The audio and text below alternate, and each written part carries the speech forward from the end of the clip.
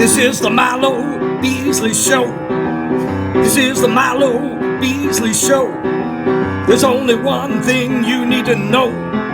This is the Milo Beasley Show. And now, here's your host, Milo Beasley. All right.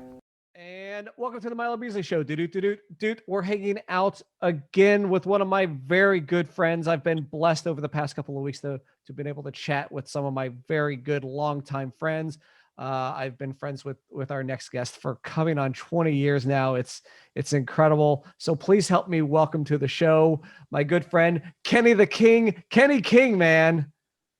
Yo, Milo, what's up, bro? Yeah, man. It's been so long. I don't even know the last time I actually got to see you and hug you in person, man. It's been way too long. Long time. It has been a really, really long time. But that's the good thing about the wrestling business is, you see your friends, even though you don't physically see them, you kind of keep up with them. And anytime you do get up, it's like nothing, like no time has even passed. So absolutely. And I'm starting to do like these Zoom interviews more. So like everything I had been doing was like in person. And obviously there is not doing any of that, but like doing these Zoom interviews allows me to actually catch back up with folks I haven't talked to or seen in such a long time, man. So good things out of the pandemic. Absolutely. So we'll go ahead and we'll start off. We'll go back towards the beginning. And as folks see my shirt here, we actually went to USF, I think around the same time. I mean, obviously we weren't there together. We weren't in classes and stuff, but you played football for a little bit for USF. And you got to, and I believe that was under Coach Levitt, correct? Coach Jim Levitt. Yes. Yeah. So obviously he got let go under some circumstances. Did you see any of that while you played for him? No, I didn't see any of that. I was just a snot-nosed freshman. I just keep my nose down, and I spent most of my time getting yelled at by Coach Andre Waters. So I didn't have a whole bunch of interactions with Coach Levitt. But let me say that I was not surprised. Was not surprised. And then from there, you moved back to Vegas, and then shortly after that, how long between like going to college and that stuff before Tough Enough 2 came about? So I moved to Las Vegas in August of 2001, and I auditioned for Tough Enough in November, I think, of 2001. So it was, as soon as I got there, it was, I remember I was walking on campus, and I opened up the school newspaper, and there was so to preface this, when I was at South Florida, I can remember watching Tough Enough in my dorm room, looking at them like, oh man, those guys aren't even athletes. They can't jump rope. It's terrible. Oh, I could do that. Blah, blah, blah, blah, blah. So fast forward a year later, I'm walking through on campus at UNLV, open up the student newspaper, and it's a full page ad. It says, "Are you tough enough?" Right. So that was, if anything, God saying, "Hey, kid, put your money where your mouth is." So it wasn't 3 months that I had been in Las Vegas that I found myself in a ring in front of Jim Ross and Al Snow and Bob Holly and everybody trying to audition. Now, did you have to? So that was, I guess that was before like cell phone videos were a thing, so you couldn't like send in. So you actually had to like go and audition. No, I had to send in a VHS tape. Oh, a VHS tape. You know what I mean? VHS. Let's man. go ahead and date ourselves, right? Yeah. Wow. Sent in. I can remember too. It was a buddy of mine that I'd met at UNLV, and I was telling him, "Hey, I'm going to do this," and he's cracking up because he was a wrestling fan. But he's like, "You're really going to do this?" I'm like, "Yeah." And I can remember my mom's video camera was broken, so we hopped in his car, drove all the way across Vegas. Picked up his, he had literally the same kind of camcorder because they had to be the little mini tapes, right? Because he couldn't send the big tapes no more. Right. We were 2001, so it had to be the mini tapes. So drove all the way back and filmed this. What I can remember is like probably the worst promo of my life, but filmed this promo and sent in an actual mini VHS tape, and that's how I got the phone call. That's crazy. And then they fly out there. Or you fly yourself? No, I was already living in Vegas. Oh, So you are. it was, Oh, so it was in. Okay, so it was in. Oh, then perfect. Then so perfect. it really couldn't have happened any better. I was, they were like, well, since you're already there, you don't know, it's perfect. It was Caesars was maybe 12 minutes away from where I was living at the time. So, Oh. I mean, all of this kind of just fell into place. When you were eliminated from the show, did you think that was it, no more wrestling, or like because or were you aware of like independent wrestling at that time, or was it just like, well, I didn't make it, so No, I had no idea about independent wrestling. I'd kind of put myself in an awkward situation too, because I'd come to UNLV to play football, but there was an issue with South Florida that held my transcripts, so I couldn't come to play. That's even how the whole Tough Enough thing even happened. I couldn't play football that fall, so I had to sit out, use one of my eligibility years and sit out. So in spring, I was supposed to go back and play football, but by this point, Tough Enough's airing. So I get a phone call from one of the coaches. Okay, MTV star, it's time to go back to work. But at this point, I think I've won Tough Enough. So right. I'd kind of burnt that bridge and was like, well, I thanks, coach, but I'm going to stick with this wrestling thing. And they weren't really happy about that. And so at that point, I'm invested, right. And so what happened is we filmed maybe the first half of the episode, like the first 12 episodes, and then we went back and had to film the finale. The finale was live. So up until that point, I'm thinking I have a spot. And so at that point, when I don't, now I'm kind of left scrambling, like, well, do I still want to do this? How do I do this? How do I move forward? I had no idea about independent wrestling or it was, how else. The only thing that I knew existed at that point was backyard wrestling, but I was like, I don't think I want to do that. So right. And then you made your way back over to Tampa a couple times, and that's where I met you wrestling for IPW. Yeah, well, it was just in the pursuit of places to wrestle.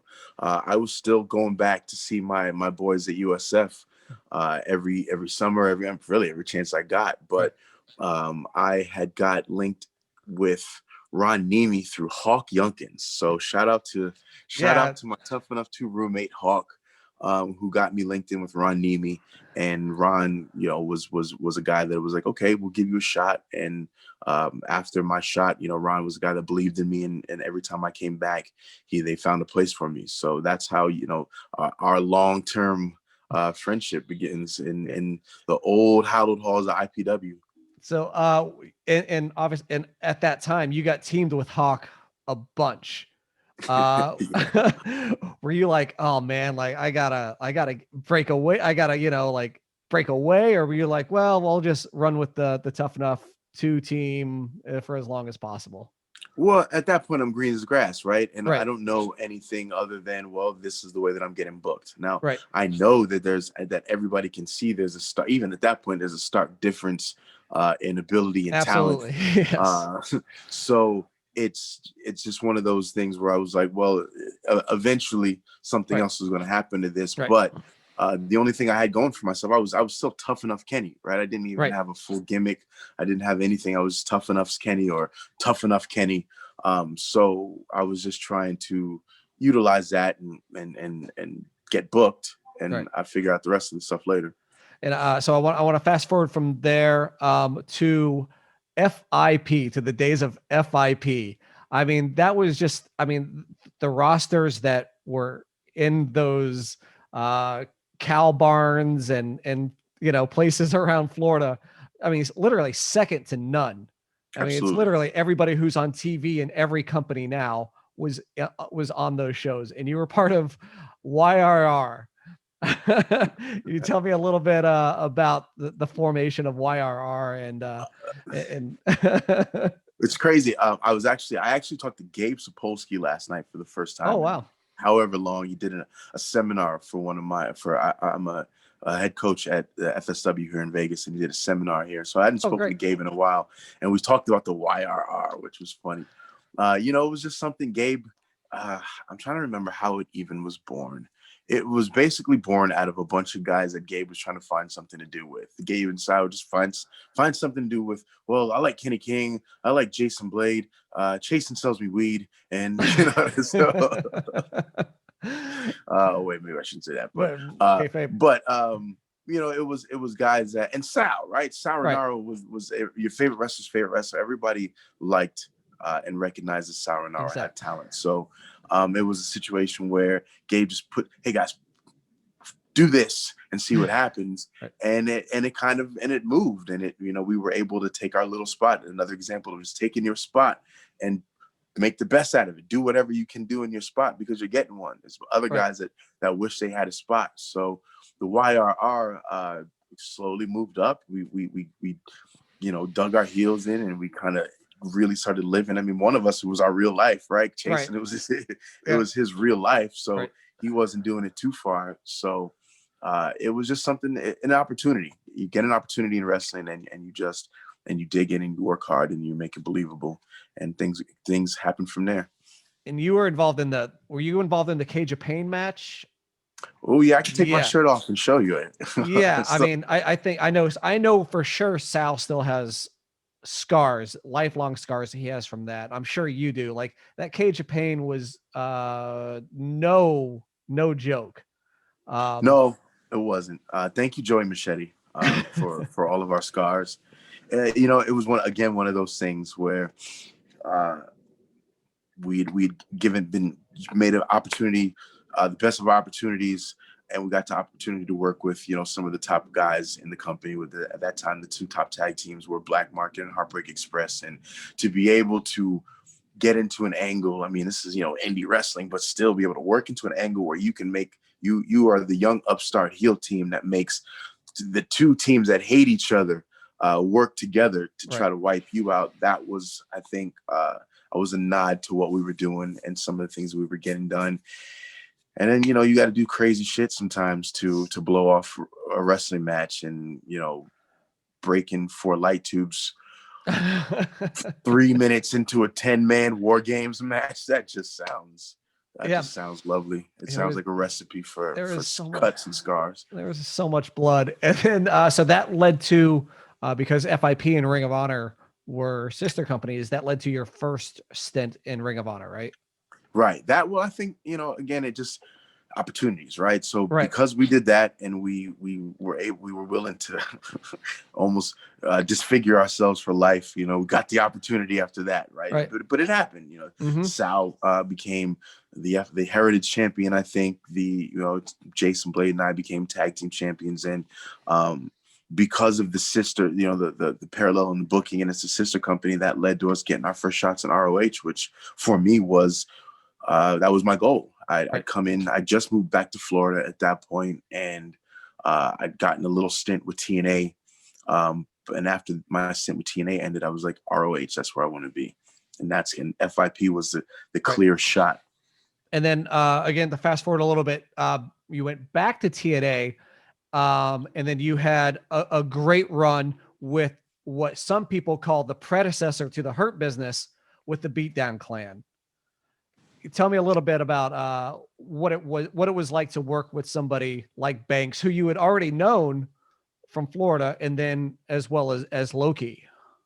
Well, it was a thing where some of these guys I'd already gotten to know. Like, I'd already kind of gotten to know Loki. I'd already kind of gotten to know Joe. And so early on, when Banks first blew up, I was a little nervous, because I'm like, damn, that's kind of the lane that I saw myself in, blue chip athlete, big mouth, lots of swagger. So that was like, damn, he's occupying some of the space that I feel is mine. And even when he had got signed under one of the times where I called him my inexplicable hiatuses from TNA, where it just wasn't being used very often for a month or two. So he got signed, and I was like, that's good, but we'll see how that goes. And then when they're telling me that we were going to work together, is where I got a little more nervous, because I'm just wondering how it's going to go. But when we first started working, it really only took maybe 1 or 2 backstage vignettes and actually working together in the ring before I realized, I think we both realized, like, hey, there's chemistry here. We don't occupy some of the same space. We can occupy more space together, if that makes sense. Our characters can shoot off in different areas where when we're together, versus, sometimes by myself, I have to cover a lot of different ground, and he might have to cover a lot of different ground character-wise. So, and then putting with Bobby there, where Bobby is just intimidating just to look at. So absolutely. It makes me have to step my game up all the way completely, because I'm standing in between MVP and Bobby, and then eventually Joe and Loki, and still have to kind of find a way to make myself known and make myself stand out. So it was just an awesome, that whole BDC creation was just an amazing run, because one, I get to travel and work with my friends. This is stuff that we're doing anyway. Right. That's why it worked out. We're kicking it. We're hanging out. We're making martial arts and Wu-Tang references in our regular life. So let's just do it at work and see if anybody picks up on it. And it really worked out. And I'm really happy for, the Hurt Business. It's such a new thing, that anything they've ever done in WWE, and everybody seems to be taking to it. And it's the formula. The formula worked. The same reason why the BDC was popular, the Hurt Business popular. It's the members, and it's the formula. Absolutely. And then so to fast forward, now you're back with Ring of Honor, and I think you just participated in the Pure Title tournament, correct? Right.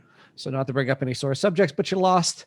And that, so, but it was judge's decision, and my lawyers are still appealing that judge's decision. I don't know if any fighter takes a judge's decision as a real loss. Like I don't. Right. I mean, you didn't get pinned, so you didn't get pinned. I was up. I had a half crab as time was running out. That's points, bro. What you mean? But so how do you feel about that? The Pure Title rules. Do you dig them, or are you so set in stone on your just regular professional wrestling rules as far as rope breaks and stuff like that?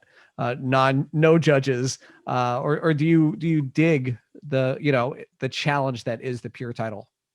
I think that's exactly what it is. It's a challenge, and at this stage in my career, I feel like it is a good thing to find. Now I find myself watching World of Sport, watching old cruiserweight matches, Dean Malenko and Eddie and Ray, and finding myself a student of the game again, because the reaction to it has been amazing. People have loved not only just the Pure tournament, but the presentation, the overall sports presentation we're doing anyway.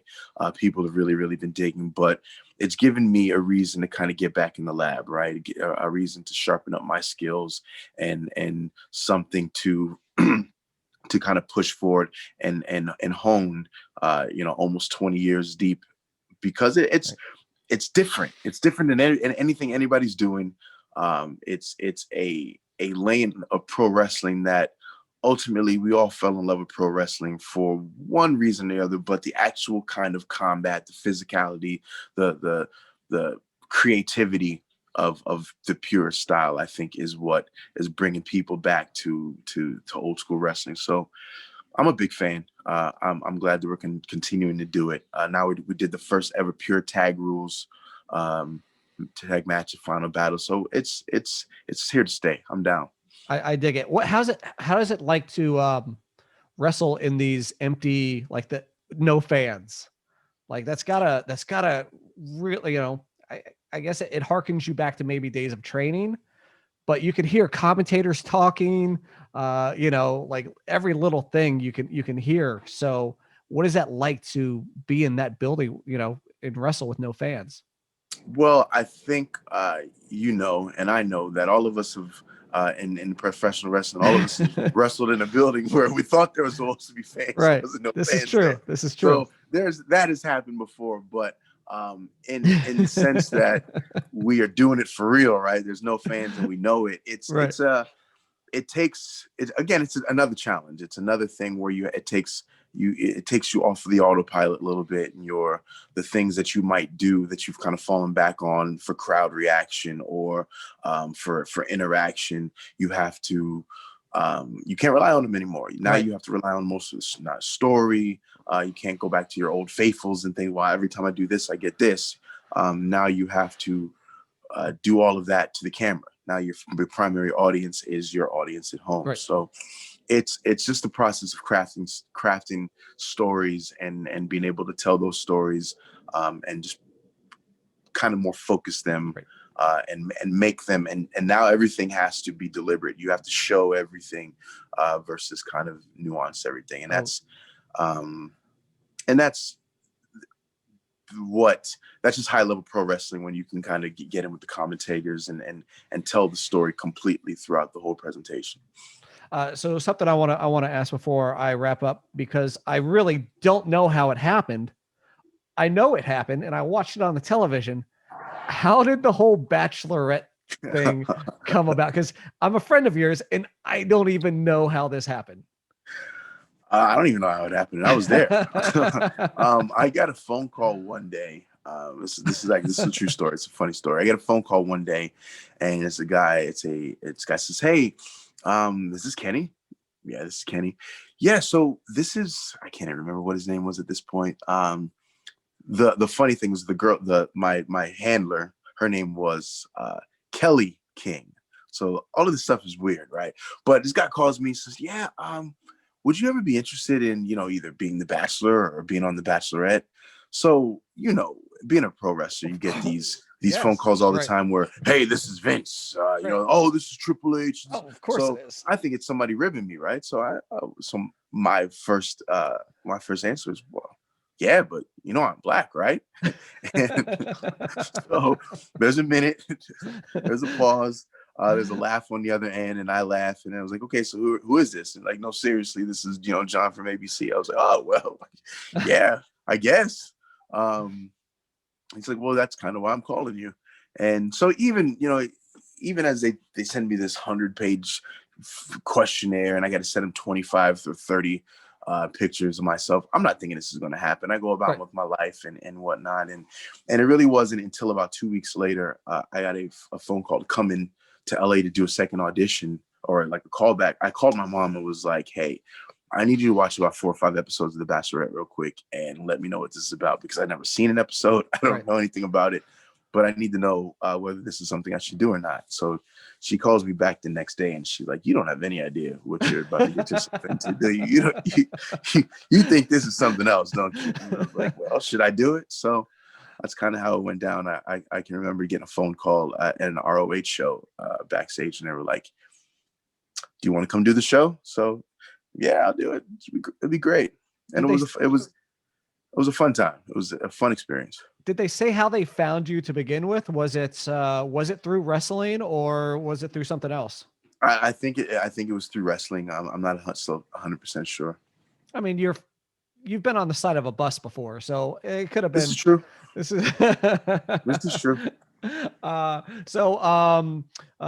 thing we like to do on the Milo Beasley Show is called the Top 5, where I ask you a random question. Now, since Kenny, you are the king of Vegas, we want to know Kenny King's top 5 Vegas shows, no particular order. Kenny King's top 5 Vegas shows. Yes. Michael Jackson, the one. Okay. They're probably all gonna be Cirque shows. Cirque du Soleil. Oh. Okay. Cirque du Soleil Ka. Cirque du Soleil's Humanity. And what's a non-Cirque du Soleil show that's really good here in Vegas? George Wallace. George Wallace stand-up comedy. Really, really, really funny. I didn't realize he was out there. Shout out to George Wallace. Been out here he's been out here. I remember seeing the George Wallace billboard when I first moved out here in 2001. So George has been out here forever. Oh man, that's fantastic. I'm gonna have to get out there. I've only done layovers in Vegas. I've never actually been to Vegas. So let me know, man. I'll break my, I'm on a strip hiatus. I don't go, but I'll break my strip hiatus for you. All right. So before we wrap up, where can folks find you on the social medias? On all of the social medias, you can find me at one name. It's at Kenny King PB2. at Kenny King PB2. That's Instagram, Twitter, and TikTok. Help me out on TikTok because my TikTok game is so terrible. Like, my little girl's got more followers and views than I do, so somebody's got to help me out. I'm not good at the. I made one video and then I was like, this isn't me. Yeah, so. it's way easier and more fun for me to watch videos than it is for me to make videos. So of course. All right. Well, thank you very much for hanging out with me, man. No worries, man. Again, I absolutely miss you. Like there's, you miss people and then you miss people, and you're one of those few people that, man, I just absolutely love to death and would do anything for. So I love you too, bro. So I just chat. found my my Jeff Peterson Memorial Cup. It was like 06, one of the ones that I was on. So every time I see that, I think about you because you're the still living embodiment of a lot of things that Jeff was. So man, those shows were fantastic. So for folks, if you haven't seen the Jeff Peterson Cups, just first off, just go to Wikipedia. There's a Wikipedia page and it has like literally every single one. I mean, Punk, Cabana, Ruckus, Roddy, we're all in the first one alone. Daniel Bryan, Seth Black is what I don't know right. if we call him all the time, right? Right. So anybody who's anybody who was in it, and then Samurai Del Sol, Kalisto won the last one. Was it Moxley? Wasn't Moxley? Moxley, Moxley was yes. on mine. Moxley was in them. 06, 07. Yes. Again, anybody who is anybody was in the Jeff Peterson Cup. So I mean, such great times and great shows, great times, great shows. So again, thank you for hanging out with me, man. And so hopefully I get to see you soon in person, bro. All right, man. Take care of yourself. Later, bro. Later.